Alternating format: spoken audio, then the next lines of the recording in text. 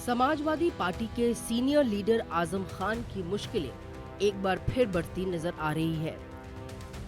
ED यानी enforcement directorate ने आजम खान के ठिकानों पर अब तक का सबसे बड़ा एक्शन लिया है। रामपुर से लेकर दिल्ली तक एक साथ 10 ठिकानों पर हुई इस छापेमारी से हर तरफ खलबली मच गई है। आखिर क्या है ये पूरा मामला? ईडी की अलग अलग टीमों ने prevention of money laundering act के तहत ये बड़ा एक्शन लिया है। सुबह सवेरे ही ईडी की टीमों ने यूपी के रामपुर, सहारनपुर और देश की राजधानी दिल्ली में एक साथ दस्तक दी। ये छापेमारी आजम खान के ड्रीम प्रोजेक्ट यानी मौलाना मोहम्मद अली जौहर यूनिवर्सिटी और मौलाना मोहम्मद अली जौहर ट्रस्ट से जुड़े 10 अलग अलग ठिकानों पर की गई है। इस छापेमारी के दौरान ईडी के अफसरों ने ट्रस्ट के पैसों के लेन देन, बैंक खातों और जमीनों से जुड़े अहम कागजात की बारीक तफ्तीश की। अब सवाल ये पैदा होता है कि आखिर ईडी ने ये कार्रवाई क्यों की है?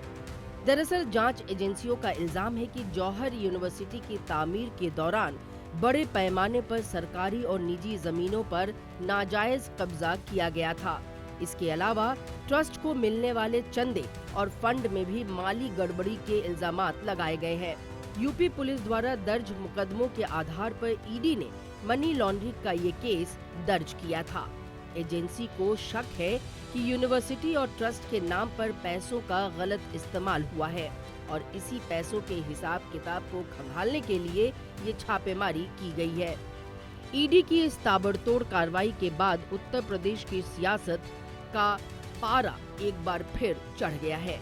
समाजवादी पार्टी के नेताओं और आजम खान के चाहने वालों का कहना है कि ये एक्शन सिर्फ सियासी रंजिश के तहत किया जा रहा है और उन्हें जानबूझकर निशाना बनाया जा रहा है।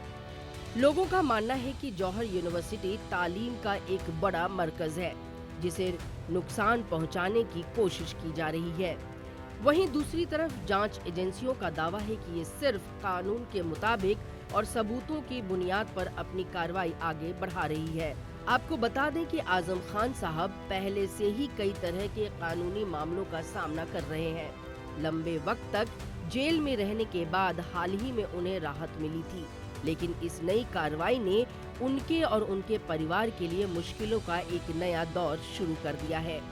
अब देखना ये होगा कि इस मामले में आगे क्या कानूनी मोड़ आता है।